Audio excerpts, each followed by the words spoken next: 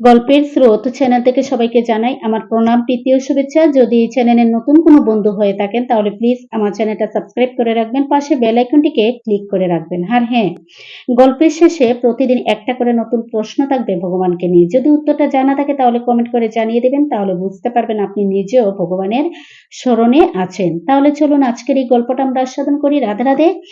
আমরা জন্মগ্রহণের পর থেকেই ঋণী। এখন হয়তো আপনার মনে বা আমার মনেও একটি প্রশ্ন, কোথায়?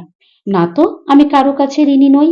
আছি ভাই, আমরা প্রত্যেকেই কোনো না কোনো ভাবে ঋণী আছি। কার কাছে আমরা ঋণী সেটা আজকে জেনে নেব। চলুন। শ্রী বিষ্ণু সংহিতায় বলা হয়েছে, জীব জন্ম নেওয়া মাত্রই ঋণী হয়ে যায় তাদের কাছে। তারা কে? প্রথমত দেবতা, দ্বিতীয়ত পিতামাতা, তৃতীয়ত বন্ধু বান্ধব, চতুর্থত ঋষি, পঞ্চমত প্রাণী, ষষ্ঠত বিভিন্ন রকমের মানুষের উপর। এখন আমরা জেনে নেব কিভাবে তাদের উপর আমরা ঋণী হয়ে আছি প্রত্যক্ষ এবং পরোক্ষভাবে। দেখুন, দেবতারা আমাদের আলো, বাতাস, জল ইত্যাদি প্রদান করে থাকেন, সেটা আমরা গ্রহণ করি। আর গ্রহণ করেই বেঁচে আছি এই পৃথিবীতে। পিতামাতা এই পৃথিবীর আলো দেখিয়েছেন বলেই আজও আমরা এই পৃথিবীতে বেঁচে আছি। তাদের স্নেহ, যত্ন এবং পরিশ্রমের ফলেই আমরা বেঁচে আছি এই পৃথিবীতে। বন্ধু বান্ধবের নানা রকম সহযোগিতা নিচ্ছি, হয়তো প্রত্যক্ষভাবে এবং পরোক্ষভাবে। মুনি ঋষিরা শিক্ষা শাস্ত্রাদির মাধ্যমে সুষ্ঠু জীবন গঠন করছি। খাদ্যের জন্য গাছপালা, দুধ, গবাদি পশু, এমনকি মধুর জন্য মৌমাছি থেকে শুরু করে বহু প্রাণীর উপর নানা প্রয়োজনে আমরা ঋণী। তারপর সমাজের নানা প্রকারের ব্যক্তি, যেমন শিক্ষক, ডাক্তার, সৈন্য, শহীদ, নানা ধরনের কর্মী, তাদের কাছে আমরা এই জগতে নানা রকম ভাবে আমরা ঋণী হয়ে আছি। প্রত্যক্ষ পরোক্ষভাবে যাদের কাছে আমরা সাহায্য সহযোগিতা গ্রহণ করছি তাদের সকলের কাছেই আমরা ঋণী হয়ে যাচ্ছি। এই সমস্ত ঋণ পরিশোধ না করলে আমাদের এই জড় সংসার চক্র থেকে মুক্তির কোনো উপায় নেই। ঋণ শোধ করতেই হবে। যদি কেউ ফাঁকি দেওয়ার চেষ্টা করে তা হলেও সে অবশ্যই দণ্ডনীয় হবে। কিন্তু কর্মচক্রে বিধির বিধান আমাদের কোনো দাবি বা অজুহাত মানতে রাজি নয়। এখন সমস্যা হলো আমরা কার কাছে কত ঋণী সেই হিসাবও রাখা হয়নি। এমনকি এক একজনের ঋণ কিভাবেই বা শোধ করতে হবে তাও জানা নেই। কেবল দিন যত যাচ্ছে অমনি ঋণ বেড়ে চলছে বই কি। ঋণ পরিশোধের কোথাও ব্যবস্থাই করা হচ্ছে না। তাই প্রশ্ন হলো, কার কাছে কত ঋণ কিভাবে শোধ করা সম্ভব হবে কি? এমনকি এই সমস্ত ঋণ আদৌ শোধ করা সম্ভব হবে কিনা, এরকম বিষম সমস্যার সমাধানের উপায় মুনি ঋষিগণ আমাদের শিক্ষাও দিয়েছেন।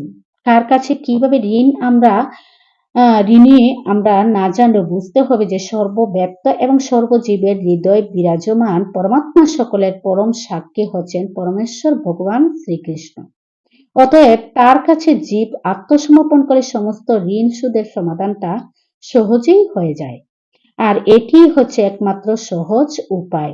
শ্রীকৃষ্ণ হচ্ছেন আমাদের জীবন শক্তির মূল উৎস। তিনিই সমস্ত কিছুর পরম কারণ। তার কাছ থেকে আমরা সবকিছু এই পৃথিবীতে পেয়ে থাকি। তার কৃপাতেই আমরা সবকিছু পাচ্ছি।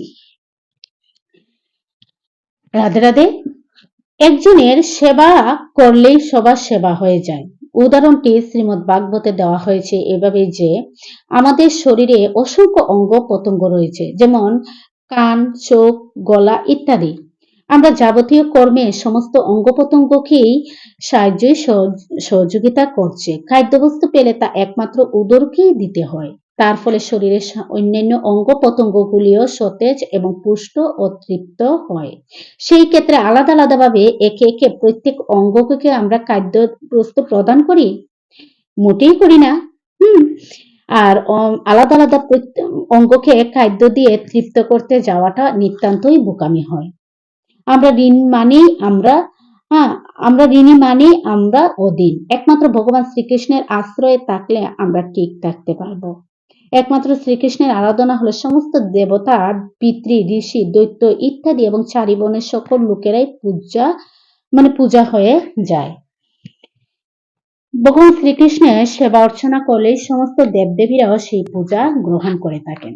কাজেই ভগবান কৃষ্ণের আরাধনা করলে আর কোনো দেবদেবীরাও পূজা করতে হয় না। এক কথায় গাছের শিকড়ে জল ঢাললে যেমন সমস্ত গাছের ডাল, পালা, পাতা, ফুল, ফল সবাই সেই জলটা গ্রহণ করতে পারে, ঠিক সেইভাবেই আমাদের ভগবান কৃষ্ণকেও পূজা অর্চনা করে সেই পূজা সব দেবদেবীরাও পেয়ে যান।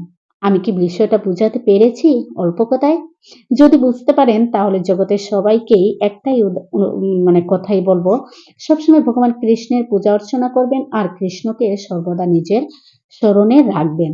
তাহলে সবসময় ঋণমুক্ত থাকবেন। কারোর কাছে ঋণী হয়ে থাকতে হবে না বা এই পৃথিবী থেকে ঋণী হয়ে যেতে হবে না। ভগবান কৃষ্ণকে ডাকলেই সব ঋণমুক্ত হয়ে যাবে। আজকের এই গল্পটা যদি ভালো লেগে থাকে তাহলে প্লিজ আমার চ্যানেলটা সাবস্ক্রাইব করে রাখবেন, পাশে বেল আইকনটিকে ক্লিক করে রাখবেন আর লাইক করতে ভুলবেন না। আর হ্যাঁ, আজকের প্রশ্ন হচ্ছে ভগবান কৃষ্ণের প্রেয়সী কে? যদি উত্তরটা জানা থাকে তাহলে কমেন্ট করে জানিয়ে দিবেন। ভগবানের প্রেয়সী কে? উত্তরটা জানা থাকলে জানিয়ে দেবেন। তাহলে আজকে এখানেই রাখছি। রাধে রাধে, নমস্কার।